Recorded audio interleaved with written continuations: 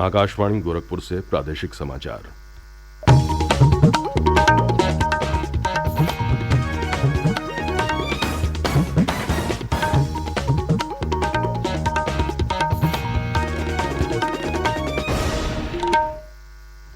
नमस्कार, समाचार बुलेटिन के साथ मैं विकास राय। पहले मुख्य समाचार। प्रधानमंत्री नरेंद्र मोदी आज कानपुर में मेट्रो का लोकार्पण करेंगे। श्री मोदी आईआईटी कानपुर के 54वें दीक्षांत समारोह में भी होंगे शामिल। मुख्यमंत्री योगी आदित्यनाथ ने प्रतापगढ़ और सीतापुर में कई विकास परियोजनाओं का लोकार्पण किया और आधारशिला रखी। कहा, केंद्र और राज्य सरकार मिलकर सभी वर्गों के कल्याण के लिए कर रही हैं कार्य। आगामी विधानसभा चुनाव की तैयारियों की समीक्षा के लिए निर्वाचन आयोग आज से प्रदेश के 3 दिवसीय दौरे पर और वाराणसी में शुरू हुआ पहला काशी भारतीय अंतर्राष्ट्रीय फिल्म महोत्सव।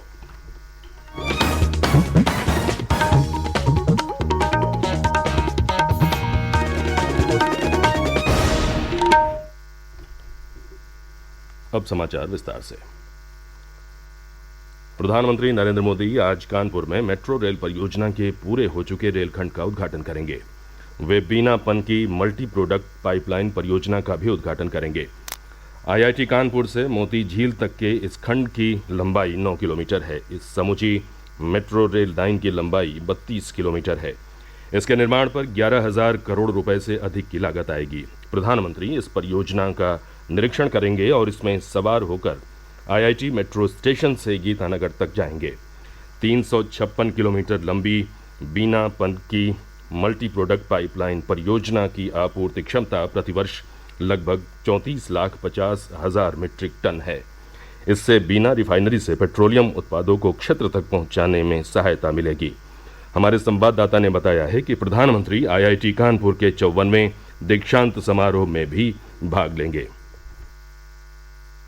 आईआईटी कानपुर के दीक्षांत समारोह में 1 साल बाद लोग सशरीर मौजूद रहेंगे, क्योंकि पिछले साल ये वर्चुअल मोड में आयोजित किया गया था। ये भारत में पहली बार होगा जब बायो बबल के अंदर कोई दीक्षांत समारोह आयोजित किया जाएगा। इस मौके पर कुल 1723 छात्र छात्राएं डिग्रियां प्राप्त करेंगे और 80 पुरस्कार और मेडल प्रदान किए जाएंगे। दीक्षांत समारोह के दूसरे सत्र में 21 छात्रों को उत्कृष्ट पीएचडी थीसिस पुरस्कार से भी सम्मानित किया जाएगा। इसके अलावा 3 प्रतिष्ठित व्यक्तियों प्रोफेसर रोहिणी एम गोडबोले, सेनापति कृष्ण गोपाल कृष्णन और पंडित अजय चक्रवर्ती को डॉक्टरेट की मानद उपाधि दी जाएगी। सुशील चंद्र तिवारी, आकाशवाणी समाचार, कानपुर। मुख्यमंत्री योगी आदित्यनाथ ने कल प्रतापगढ़ में 554 करोड़ रुपए लागत की 378 विकास परियोजनाओं का लोकार्पण और शिलान्यास किया। उन्होंने कहा कि केंद्र और प्रदेश सरकार मिलकर समाज के सभी वर्गों के कल्याण के लिए कार्य कर रही है।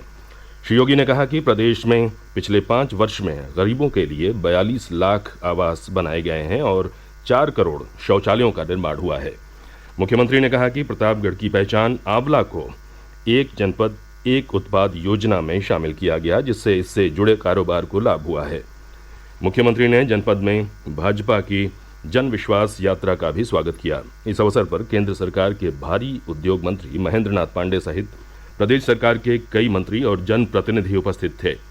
इसके अलावा मुख्यमंत्री ने सीतापुर में 116 करोड़ रुपए लागत की 83 विकास परियोजनाओं का लोकार्पण और शिलान्यास किया। उन्होंने एक जनसभा को संबोधित किया। मुख्यमंत्री ने भाजपा की जन विश्वास यात्रा का भी जिले में स्वागत किया। मुख्यमंत्री योगी आदित्यनाथ ने कहा है कि सिख परंपरा भारत की शक्ति और भक्ति का अद्भुत संगम है। उन्होंने कहा कि कोई भी व्यक्ति समाज, जाति, समुदाय और अपने इतिहास को भूलकर कभी उज्जवल भविष्य प्राप्त नहीं कर सकता। मुख्यमंत्री कल साहिबजादा दिवस के अवसर पर लखनऊ में अपने सरकारी आवास पर आयोजित गुरबाणी कीर्तन में बोल रहे थे।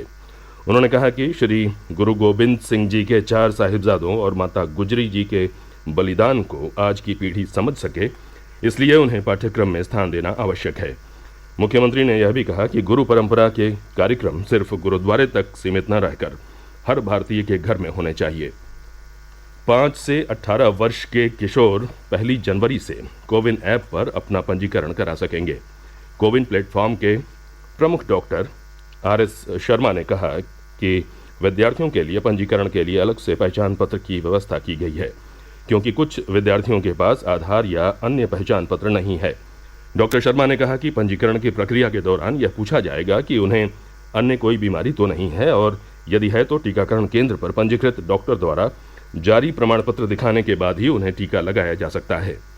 डॉक्टर शर्मा ने कहा कि यदि किसी की आयु 60 वर्ष से अधिक है और उसे टीके की दोनों खुराक लगे हुए 9 महीने से अधिक समय हो गया है तो वह व्यक्ति टीके के लिए पात्र होगा। प्रदेश में कोविड रोधी टीके लगाने का कार्य तेज गति से चल रहा है। टीकाकरण के लिए पात्र आबादी में से 85% से अधिक लोगों को पहली डोज और 47% लोगों को दोनों डोज लगाई जा चुकी है।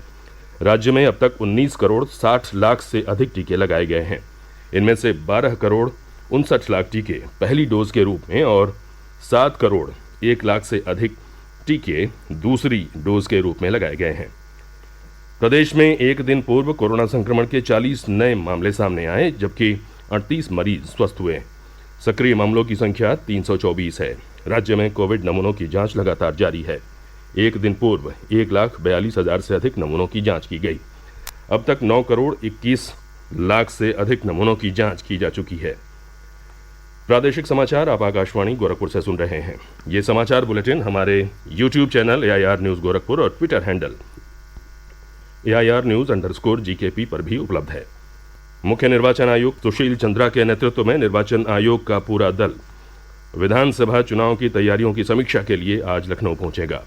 3 दिवसीय दौरे के दौरान दल के विभिन्न सदस्य राजनीतिक दलों के प्रतिनिधियों से विचार विमर्श करेंगे। कल दल के सदस्य राज्य के वरिष्ठ पुलिस अधिकारियों और गृह तथा व्यय विभाग के अधिकारियों से बातचीत करेंगे। प्रदेश विधानसभा में 403 सीटें हैं। वर्तमान विधानसभा का कार्यकाल 14 मई 2022 को समाप्त हो रहा है। राज्यपाल आनंदीबेन पटेल ने कहा है कि जीवन में विद्यार्थी का लक्ष्य स्पष्ट होना चाहिए और लक्ष्य के प्रति निरंतर प्रयास करते रहना चाहिए। उन्होंने कहा कि कठिन परिश्रम, सहनशीलता, आत्मविश्वास और सकारात्मक मनोवृत्ति से बहुत कुछ हासिल किया जा सकता है। उन्होंने ये बात कल कानपुर स्थित चंद्रशेखर आजाद कृषि एवं प्रौद्योगिकी विश्वविद्यालय में आयोजित दीक्षांत समारोह में विद्यार्थियों से कही। उन्होंने अपने संबोधन में महिला सशक्तिकरण पर भी जोर दिया। राज्यपाल ने विश्वविद्यालय के 23वें दीक्षांत समारोह में छात्र छात्राओं को उपाधियां वितरित की। पहला 3 दिवसीय काशी भारतीय अंतर्राष्ट्रीय फिल्म महोत्सव कल वाराणसी में शुरू हुआ। पर्यटन और संस्कृति मंत्री नीलकंठ तिवारी ने इसका उद्घाटन किया। केंद्रीय सूचना और प्रसारण मंत्री अनुराग ठाकुर आज दूसरे दिन महोत्सव में उपस्थित रहेंगे। सूचना और प्रसारण मंत्रालय में सचिव अपूर्व चंद्रा ने कहा कि काशी फिल्म महोत्सव की कल्पना हमने पिछले महीने ही की थी। काशी फिल्म फेस्टिवल की कल्पना जब हमने पिछले महीने ही गोवा के अंदर इंटरनेशनल फिल्म फेस्टिवल हो रहा था, तब कल्पना साकार की गई कि हमें उत्तर प्रदेश में, जो कि इतना महत्वपूर्ण राज्य है और इतनी फिल्मों को और इतने सारे कलाकारों को देता आया है, तो यहाँ पर भी एक फिल्म फेस्टिवल का आयोजन होना चाहिए। इस महोत्सव में भारतीय शास्त्रीय संगीत तथा नृत्य और विख्यात दार्शनिकों, कवियों, लेखकों तथा संगीतज्ञों के बारे में कई कार्यक्रम आयोजित किए जाएंगे। प्रदेश भाजपा के वरिष्ठ नेताओं ने कल नई दिल्ली में राष्ट्रीय अध्यक्ष जेपी नड्डा से मुलाकात की। ये बैठक आगामी विधानसभा चुनाव के मद्देनजर हुई। बैठक के दौरान पार्टी नेताओं ने राज्य में दोबारा सरकार बनाने के लिए अपना संकल्प व्यक्त किया। कानपुर के इत्र कारोबारी पीयूष जैन को कल पुलिस ने जीएसटी चोरी के आरोप में गिरफ्तार कर लिया। पीयूष जैन के कानपुर और उन्नाव स्थित आवास से अब तक 190 करोड़ रुपए से अधिक की नकदी और कई किलो सोना बरामद किया जा चुका है। न्यायालय ने आरोपी पीयूष जैन को 14 दिन की न्यायिक हिरासत में भेजा है। मौसम विभाग ने पश्चिमी विक्षोभ से बनी स्थिति के कारण आज और कल प्रदेश के कुछ स्थानों पर वर्षा होने का अनुमान जताया है। और अंत में मुख्य समाचार एक बार फिर।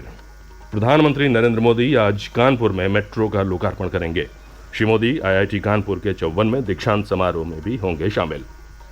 मुख्यमंत्री योगी आदित्यनाथ ने प्रतापगढ़ और सीतापुर में कई विकास परियोजनाओं का लोकार्पण किया और आधारशिला रखी। कहा, केंद्र और राज्य सरकार मिलकर सभी वर्गों के कल्याण के लिए कर रही हैं कार्य। आगामी विधानसभा चुनाव की तैयारियों की समीक्षा के लिए निर्वाचन आयोग आज से प्रदेश के 3 दिवसीय दौरे पर और वाराणसी में शुरू हुआ पहला काशी भारतीय अंतर्राष्ट्रीय फिल्म महोत्सव। इसी के साथ ये समाचार बुलेटिन समाप्त हुआ। नमस्कार।